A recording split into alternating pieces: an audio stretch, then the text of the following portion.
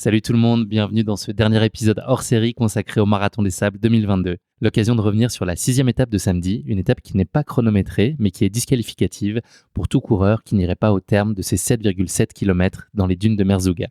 À l'issue de cette étape, l'ensemble des coureurs sont montés dans un bus direction Ouarzazate, situé 6 heures plus loin, où ils ont eu la chance et le plaisir, je pense, de retrouver un semblant de vie civilisée avec un hôtel et tous les plaisirs simples qui n'étaient plus les leurs depuis un peu plus d'une semaine. Voilà le programme de la journée de samedi. Je vous propose de faire désormais un petit saut dans le temps puisque nous sommes aujourd'hui dimanche. Cette journée a été pour moi l'occasion d'échanger avec des finishers pour collecter leur avis et leur retour d'expérience à froid après cette grande aventure. J'ai pu également échanger avec Emmanuel qui travaille au sein de l'organisation et qui nous en dit un peu plus sur l'envers du décor de ce Marathon des Sables. J'ai également eu le plaisir d'échanger avec Laurence Klein qui a participé cette année pour la 9e fois et qui a déjà gagné 3 fois le Marathon des Sables. Donc c'est vraiment passionnant d'avoir son regard aussi sur la course.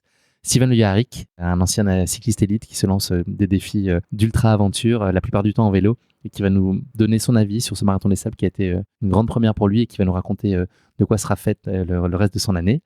Et enfin, pour conclure cet épisode, je me devais de tendre le micro à Meryl Robert qui raconte ses derniers instants du Marathon des Sables et qui fait un petit retour en arrière sur ce qu'il a vécu ces derniers jours.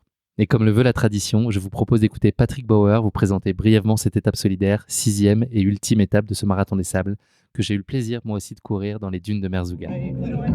Ça fait bizarre, hein, ça vous fait pareil, non? Le dernier départ.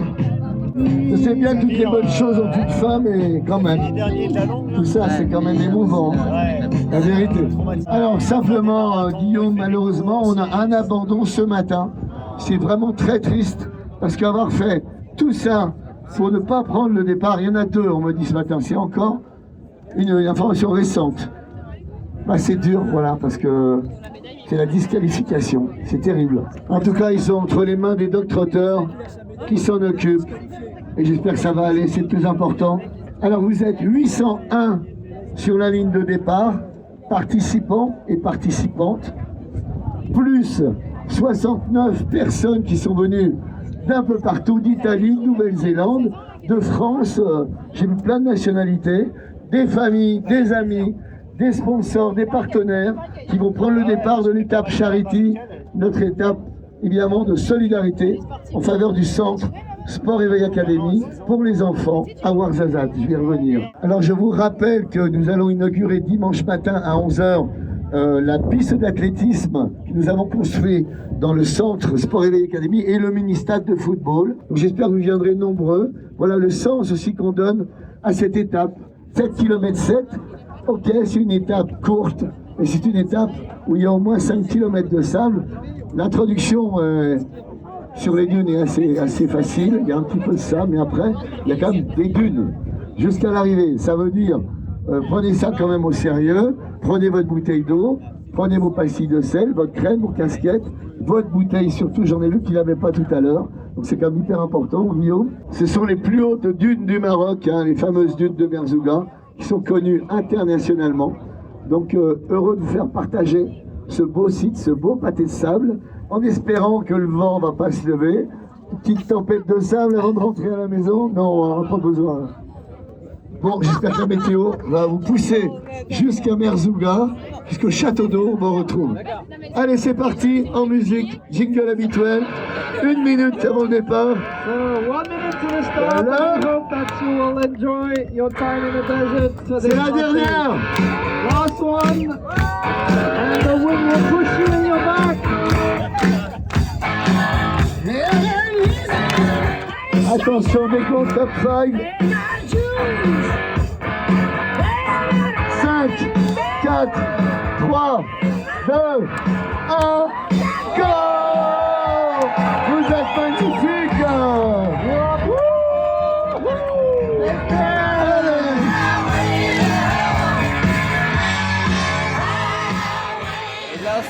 Le mon coca frais. Combien Tu m'avais promis un coca frais. T'en as pas eu? T'as pas eu ta dose de coca hier là? J'aimerais avoir mon coca, Guillaume, que tu m'as promis durant tout ce NDS, jour après jour. Celui que j'ai reçu ne venait pas de toi. Promis, t'auras ta bouteille entière. Ça va? Écoute, ça va. Ça a été bon de retrouver une vie civilisée? Ouais, ça a été bien de prendre une bonne douche, d'enlever ces gros pansements qui recouvraient tous mes pieds, qui recouvraient tous mes pieds. Donc non, c'est cool. Impec. Non, il me tarde de retrouver la famille, ma famille. J-1. Et voilà, J-1. On est dimanche matin, je suis avec Marie-Ève. Qu'est-ce que tu es en train de faire là, Marie-Ève? Là, présentement, j'ai fait la file pour pouvoir aller chercher mon chandail des finisseurs. Donc, Qu'est-ce que tu vas en faire de ce chandail? Tu vas l'encadrer dans le salon? Oui. Ça serait une excellente idée. C'est sûr que je vais le porter. Je vais le porter avec fierté, c'est certain.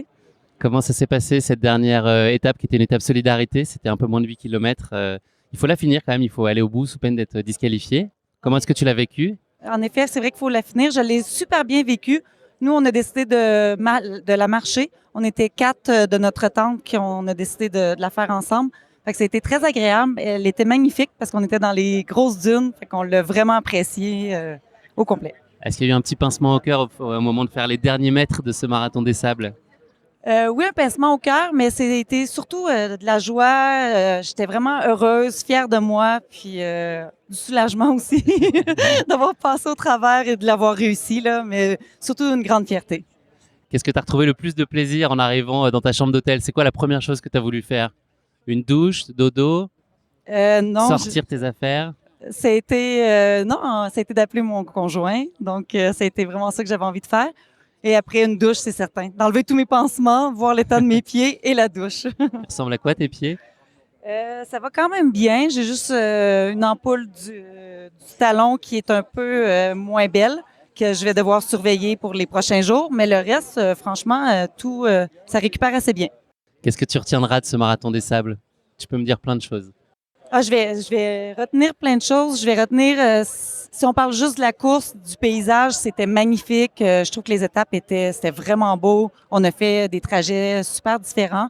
Sinon, de moi, c'est que je trouve que j'ai réussi à aller chercher une force en moi que je croyais pas avoir parce que ça a été à certains moments très difficile. Puis, je voulais venir dépasser mes limites. Puis, je les ai atteints, je les ai dépassés. Fait que c'est ça. C'est la force que finalement, je pense qu'on peut, quand on pense qu'on n'est plus capable, on peut continuer encore longtemps. Bravo à toi, Marie-Ève. Bon Merci. retour au Québec. Oui, merci beaucoup. C'est quoi la prochaine aventure pour toi? La prochaine aventure, ça va être une backyard. C'est la Big Wolf Backyard qui est en juillet, qui est à Rivière-du-Loup au Québec. Donc, une boucle de 6,7 km à chaque heure. Donc, ça va être ça mon prochain défi.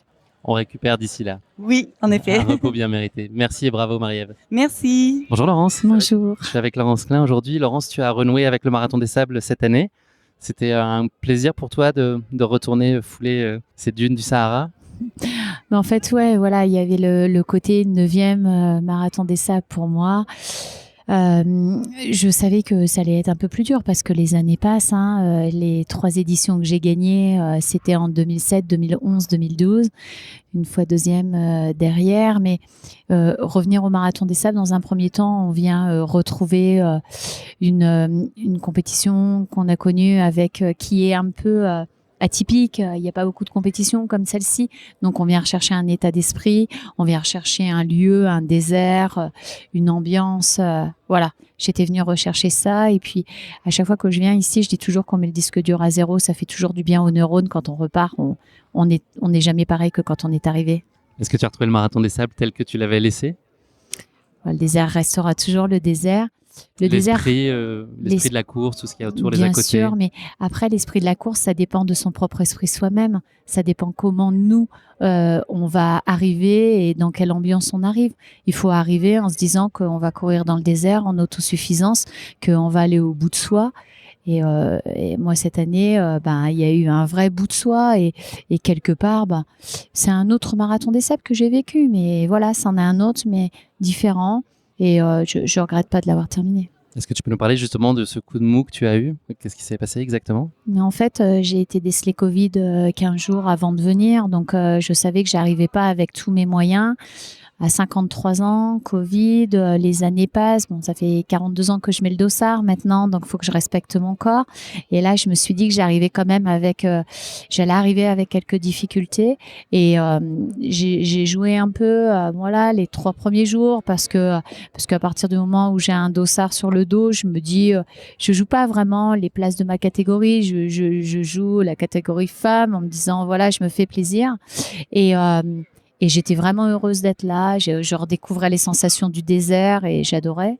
Et à la longue étape, malheureusement, j'ai eu vraiment un gros coup de chaud qui a dû enchaîner sur une déshydratation, qui a enchaîné sur une hypo, Une grosse baisse de température aussi. Une grosse baisse de température, ouais, une hypothermie. Je suis descendue à 34,7. Alors, quand on est à 34,7 au milieu du désert, j'avoue qu'on comprend pas trop. Et là, tu as été prise en charge, ça, par les médecins J'étais tout de prise suite en à un charge, CP? mais les docs ici au MDS, ils sont juste extraordinaires. Donc, j'ai été perfusée. Il a fallu se relever. Et après la perfusion, j'ai dû attendre un long moment parce que le corps, il n'arrivait pas à se réchauffer. Donc, le temps d'attendre, effectivement, c'est du temps passé sous une tente de doc. Il me restait encore 20 km, c'était au CP6. J'avais plus de GPS, plus de monde, plus d'orientation. Hormis les balises. Et cette orientation, en fait, a fait que je me suis dit que mes enfants qui étaient en France devaient voir ma balise clignoter au CP6 et qu'ils étaient sans doute couchés et qu'il fallait que demain matin, quand ils se réveillent, ils me voient au bivouac. Et je me suis dit qu'il fallait que je rentre avec le lever du soleil et que je pense qu'au lever du soleil, il y a mes enfants qui allaient avoir la bonne surprise. Donc vraiment, c'était que du mental.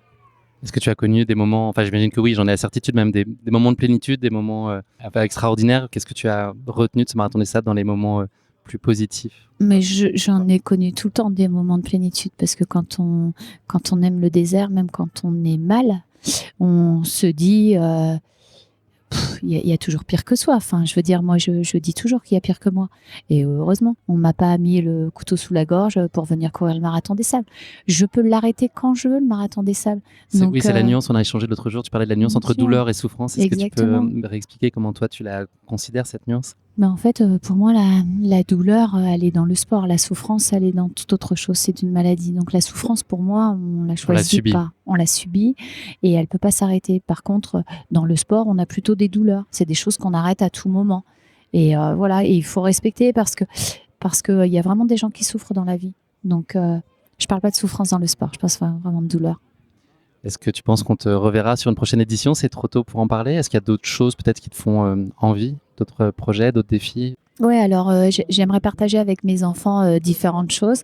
Et là, ce que j'aimerais partager avec mes enfants, c'est des treks avec ma fille, faire le tour des Annapurna. Mais pourquoi pas les faire venir découvrir le désert? Ils sont déjà venus faire un petit trek dans le désert, mais le côté marathon des sables, ça les a fait rêver pendant des années aussi. Ils me suivent, donc pourquoi pas les emmener? Ouais, j'aimerais bien. On espère t'y voir avec eux. Bravo Laurence en tout cas, d'être allée au bout de ce marathon des sables et d'avoir si bien performé et puis d'avoir passé surtout ce beau moment pour toi. Merci pour tous les encouragements que j'ai reçus en tout cas. Merci Laurence. Je suis maintenant avec Sandrine. Bonjour Sandrine. Bonjour. Sandrine, tu es finisheuse du marathon des sables. Oui, avec beaucoup de joie et beaucoup d'émotion. Oui. C'était ton premier? C'était pas mon premier, j'avais déjà participé, c'est la 3e fois que je participe, une première fois sur ce qu'on appelle un voyage de presse-course, c'est-à-dire une seule étape. Et c'est très frustrant parce que tu dors sous le bivouac, tu partages et au bout d'une journée, il faut repartir. Donc je m'étais dit que je reviendrais. Je suis revenue en octobre 2021 où c'était très très difficile et je sors sur raison médicale sur l'étape longue. Et donc là, c'était vraiment un vrai sentiment de revanche quand même et d'aller chercher cette médaille jusqu'au bout. Qu'est-ce que tu as retenu comme moment fort de ce marathon des sables pour toi? Ça a été quoi les points particulièrement marquants, à la fois les plus beaux moments et puis des moments peut-être un peu plus délicats? Alors, dans les moments marquants, la tente, une ambiance dans la tente vraiment extraordinaire avec des moments de bienveillance et d'émotion qui étaient très forts. De passer l'étape longue, c'était quelque chose d'extraordinaire pour moi de me dire CP après CP et tu vas y arriver, tu vas finir ces 86 km, j'ai encore un peu d'émotion dans la voix. Et puis la médaille, quoi, l'arrivée après le marathon et de recevoir cette médaille et l'émotion de Patrick partagée à la mienne qui était un moment extrêmement fort. Ouais, de se dire qu'on avait réussi, ça fait du bien au moral, ça fait du bien à plein de choses. C'est beaucoup de fierté, c'est ça, ce qui ressort le Oui, plus. beaucoup de fierté et puis savoir aussi que moi je le ferai qu'une fois dans ma vie, c'est quelque chose. Je l'ai trouvé ça extrêmement difficile. Et je pense que pour garder une émotion pure, c'est important, en tout cas pour moi, de ne le faire qu'une fois. En plus, je sais que mes enfants qui sont des sportifs de haut niveau ne partageront pas ça avec moi, c'est pas ce genre d'exploit. Donc c'était vraiment important de le faire une fois et d'en être fier comme ça. Ouais. Qu'est-ce que ça t'a appris sur toi? Beaucoup de choses parce qu'en fait, comme tu passes quand même beaucoup de temps en extrême solitude, tu as le temps de ranger le bazar dans ta tête. Hein, donc tu réfléchis, tu essayes de te reposer des bonnes questions. Ça a appris aussi que notre corps est un outil extraordinaire qui redémarre chaque jour malgré les contraintes qu'on lui a infligées la veille. Et ça, c'est juste magique, quoi, vraiment. Qu'est-ce que tu vas faire à la prochaine personne qui te propose de manger du lyophilisé? Bah écoute, j'ai pas fini d'en manger parce que je travaille pour une société de lyophilisés qui m'ont demandé d'analyser leurs produits d'un point de vue sportif. Donc je pense que je suis malheureusement destinée. Il reste beaucoup d'étapes encore. Quelle est la chose que tu as retrouvée avec le plus de plaisir là, en te reconnectant à la réalité hier et le retour à l'hôtel et à Ouarzazate? Alors on va pas se mentir, hein, la douche, vraiment la douche. Hein. Moi j'avais les cheveux, là, il a fallu 4 shampoings pour éliminer le sable. La douche, la propreté, de manger un petit peu correctement aussi et de dormir sur un matelas. La vraie vie. Une autre vie en tout cas, une vie différente de ce que tu avais connu juste la semaine précédente. Voilà, exactement. Mais c'est magique cette déconnexion totale. Ça fait vraiment du bien. Et en même temps, c'est pas qu'une aventure sportive. Tout le monde le dit, hein, mais je crois qu'on peut le répéter. C'est une vraie aventure humaine, une vraie de vraie. Ouais. Bravo à toi d'être allé au bout de cette aventure. Merci. Je te dis pas une prochaine fois sur le Marathon des Sables, mais j'espère sur d'autres épreuves qu'on aura la chance de se croiser. Exactement. Merci. Merci beaucoup. Merci. Je suis avec Manu, que j'ai beaucoup côtoyé pour mon plus grand plaisir là pendant toute la semaine. Salut Manu. Salut, bonjour. Manu, est-ce que tu peux nous raconter quel est ton rôle au sein du Marathon des Sables? Tu es dans l'envers du décor et tu es un contributeur actif de la réussite du Marathon des Sables. Est-ce que tu peux nous dire quel est ton quotidien? Alors écoute, moi je m'occupe de la com du MDS à l'année. Donc mon but effectivement est de retranscrire un petit peu l'émotion que les participants peuvent ressentir au travers de la course, à l'intérieur de la course, et puis de permettre à d'autres d'accéder à ce rêve. Donc tu orchestres toutes les équipes qui sont en capacité justement de relayer et de faire vivre à l'extérieur du Marathon des Sables ce qu'il est en fait de l'intérieur. C'est ça, tout à fait. On a différentes équipes qui s'occupent des réseaux sociaux, du site, de la production de contenu vidéo, texte, radio également. Et donc effectivement, mon rôle est d'orchestrer un petit peu tout ça pour que on transmette sur tous ces différents vecteurs un petit peu les mêmes histoires, les mêmes émotions. Est-ce que c'est un job qui t'occupe l'essentiel de l'année? Oui. Alors c'est un événement important. On a quand même entre 1000 et 1200 coureurs chaque année.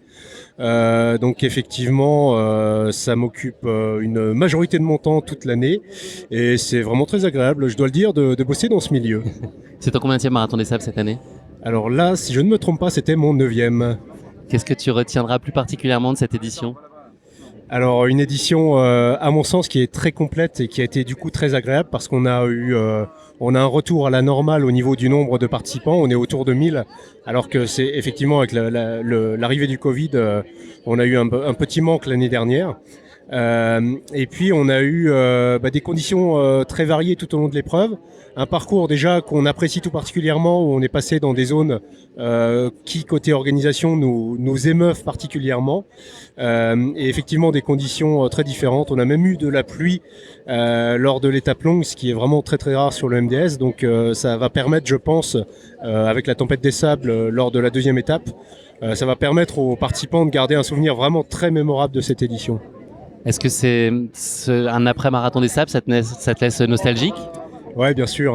C'est quelque chose qu'on prépare pendant des mois et des mois et des mois. D'autant plus que là, on avait seulement 6 mois entre les deux éditions, entre la dernière en octobre 2021 et celle-ci en fin mars 2022. Donc oui, quand ça retombe derrière, forcément, on est un petit peu nostalgique. On vit tous ensemble pendant une 8aine de jours. On ressent des émotions vraiment très fortes.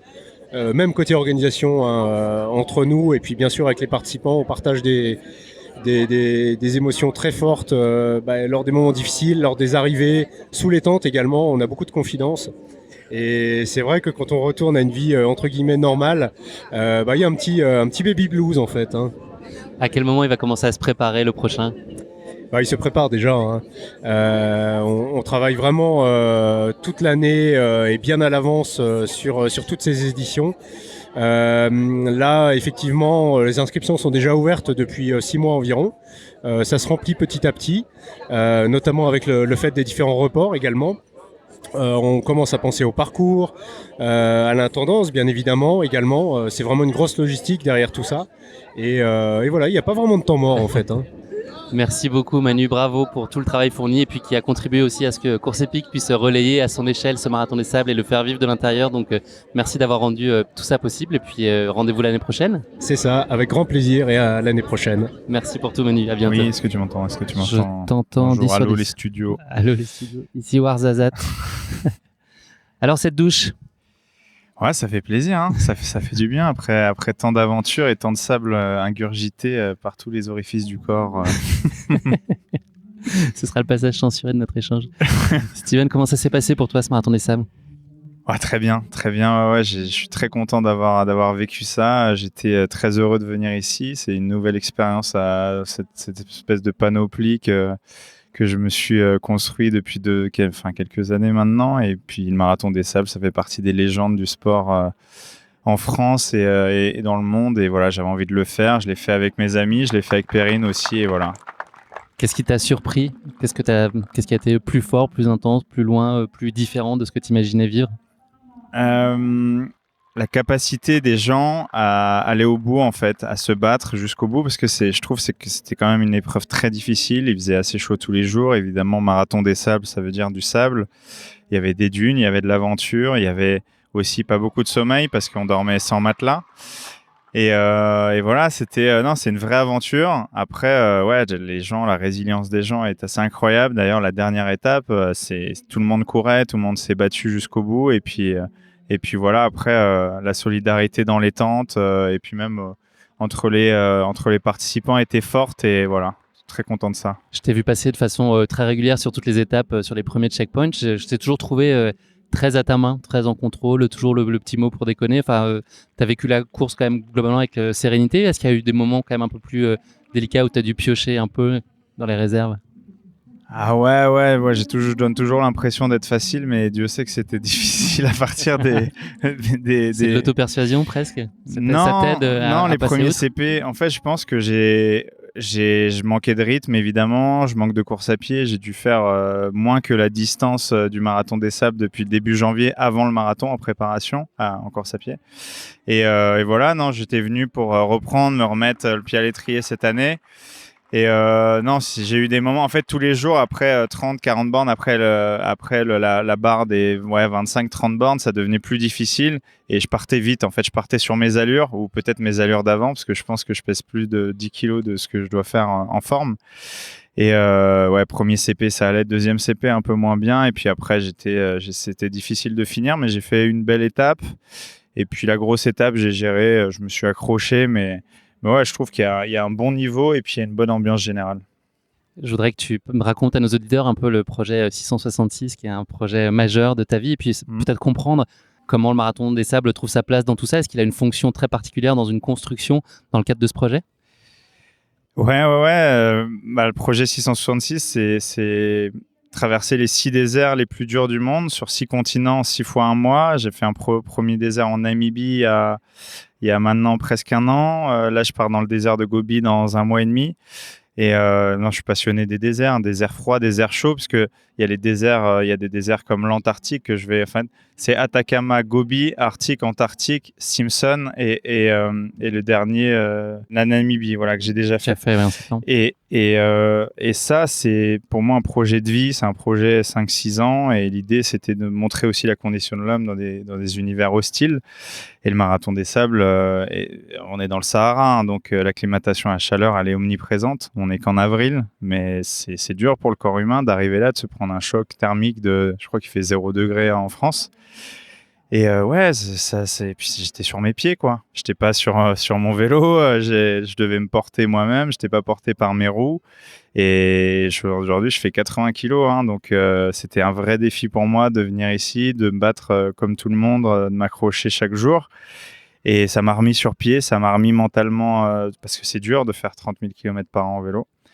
et puis de faire des choses avec du monde. Voilà. Je trouve ça important de revenir avec les gens et puis de me mettre aussi en condition mentale de me dire il y a beaucoup plus fort que moi, quoi.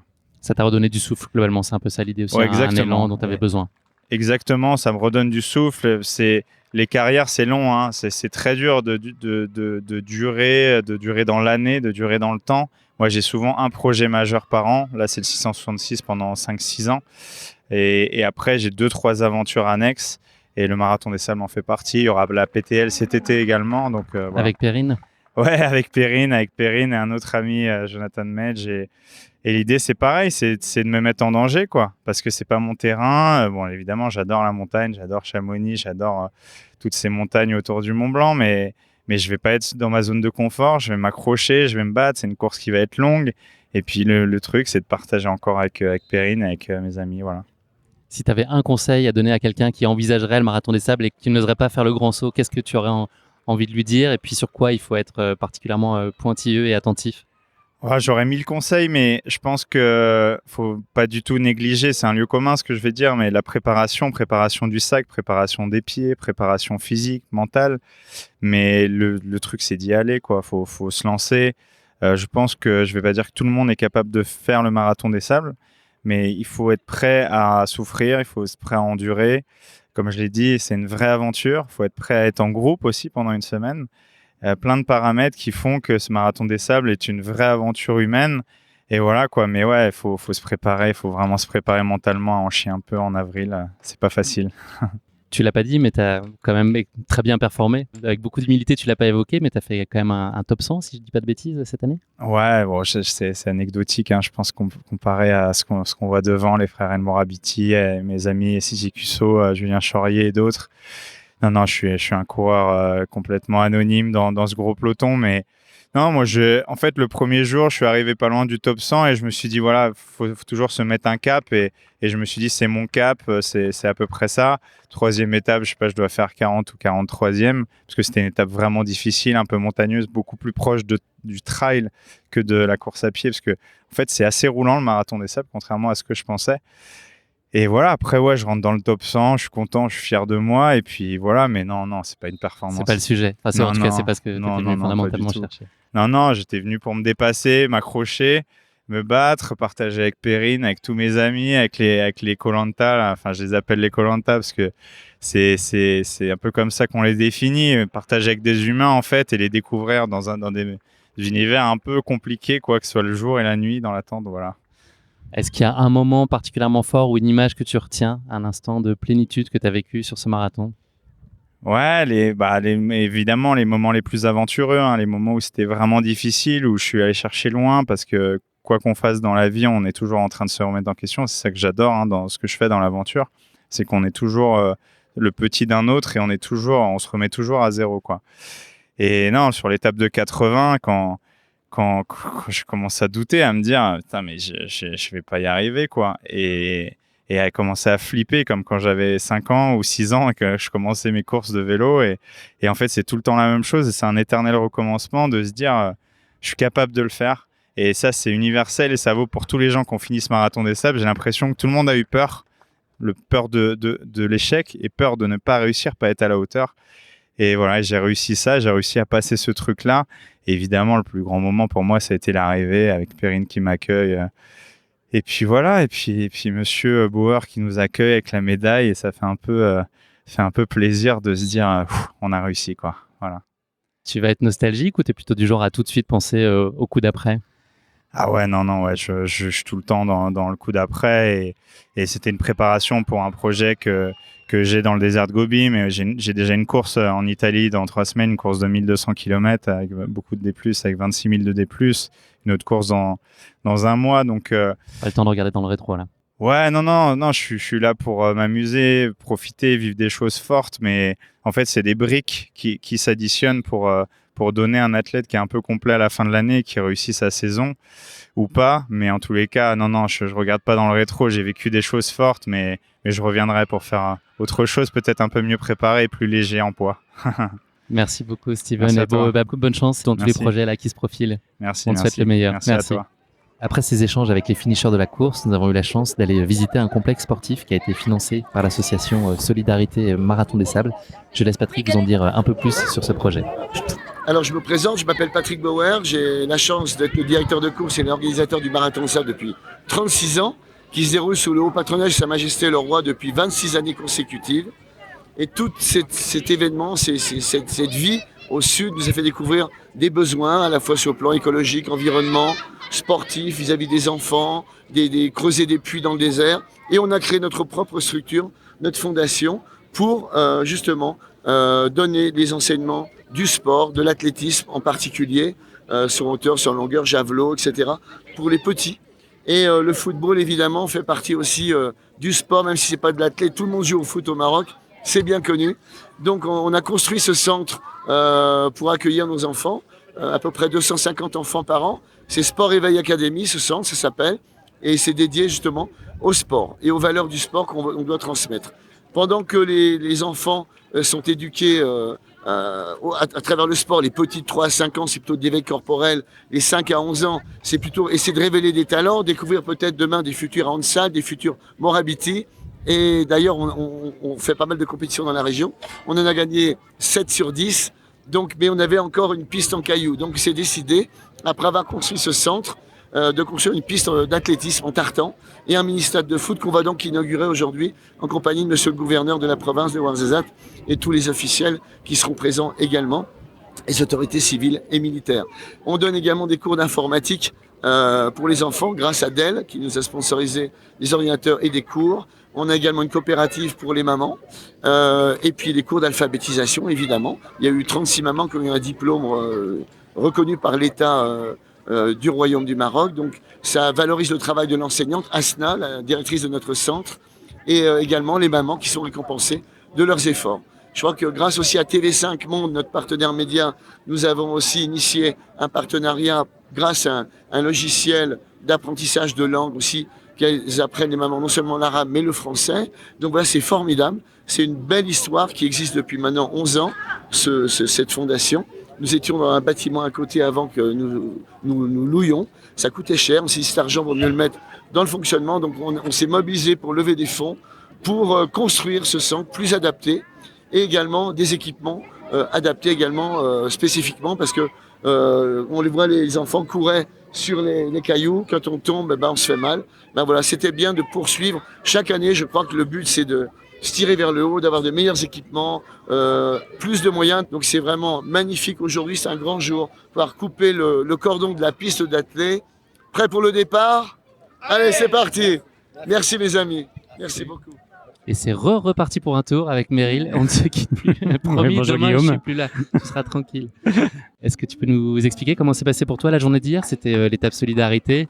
Donc pas d'enjeu sportif, si ce n'est prendre particulièrement du plaisir, j'imagine. Voilà, prendre du plaisir. En plus, cette étape solidarité se déroulait dans les dunes de Merzouga, hein, donc un paysage exceptionnel. Et donc, on a marché en fait tout le long pour profiter de tous ces moments et puis discuter avec les copains, les collègues là, du MDS, voilà, pour finir en beauté, franchir la ligne tous ensemble en équipe, voilà. Et puis après on est monté dans le bus, une longue après-midi de bus, mais bon dans des paysages aussi très remarquables avec un passage d'un col notamment à 1700 mètres là, qui est.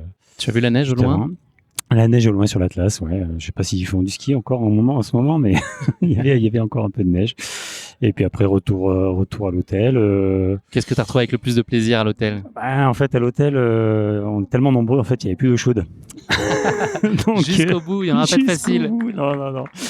Et puis, du coup, ce matin, je me suis levé tôt en me disant, tiens, il y aura peut-être de l'eau chaude, du coup, mais non, même pas. Il doit chauffer l'eau au soleil, et donc c'était râpé. Mais bon, on a quand même profité d'une bonne nuit sur un matelas et d'un bon repas aussi hier soir. Donc, ça fait voilà. chaud, On a repris notre petit train-train là, et puis voilà, maintenant c'est retour à la civilité, voilà. Le moment où tu as allumé ton téléphone portable, le moment que tu redoutais tant, il a vibré pendant combien de temps et combien de notifications a déclaré cette année au moment de rallumer après 7 jours? J'ai pas fait le total, mais ouais, il y avait peut-être 2000 messages WhatsApp, ce genre. Enfin voilà, j'ai pas eu le temps de tout regarder parce qu'il y avait vraiment beaucoup de choses.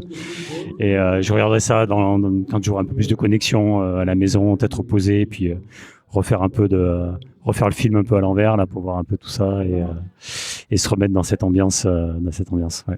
C'est une dernière journée qui est très chouette et symbolique aussi, puisque là on est dans un complexe sportif dans lequel en partie Patrick en tout cas sollicite des dons pour pouvoir financer et donner des conditions à la fois d'éducation mais aussi d'éveil au sport, et puis ensuite d'accompagner dans la pratique et dans le développement sportif des jeunes Marocains qui n'ont pas forcément accès à ça. Donc c'est un engagement solidaire. Moi ça me touche, oui, parce que c'est sur chacune de mes participations, c'était aussi un des thèmes, hein.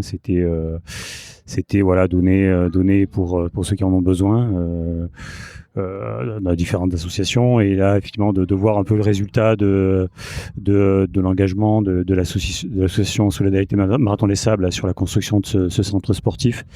Je trouve ça remarquable. En plus c'est très très joli, voilà, ça fait participer les entreprises locales, c'est de l'emploi pour 7 personnes à temps plein toute l'année.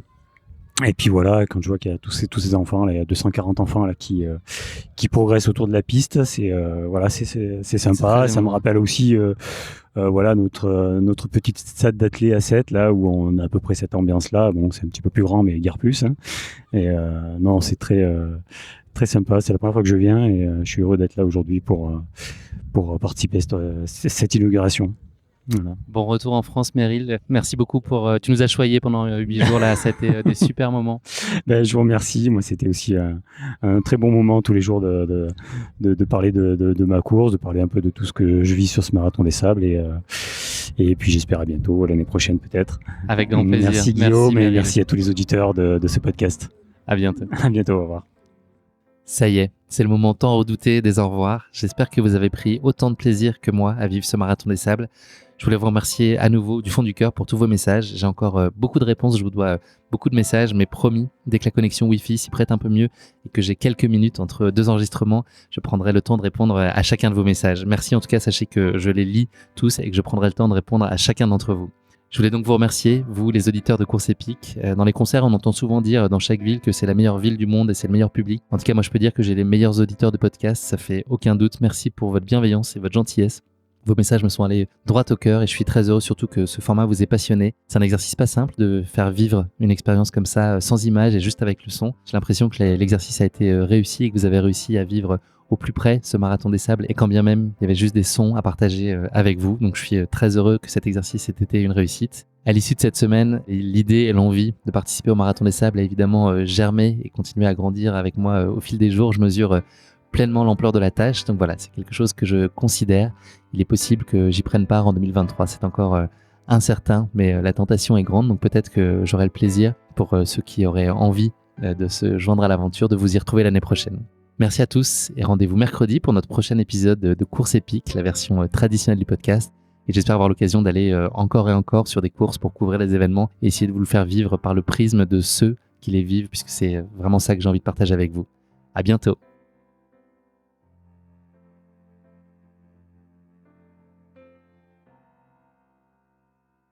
Dégage une odeur ce truc là. Là j'ai fait un selfie avec le dromadaire, il m'a roté à la gueule. Ah la vache. Là tu te barres. Là il t'a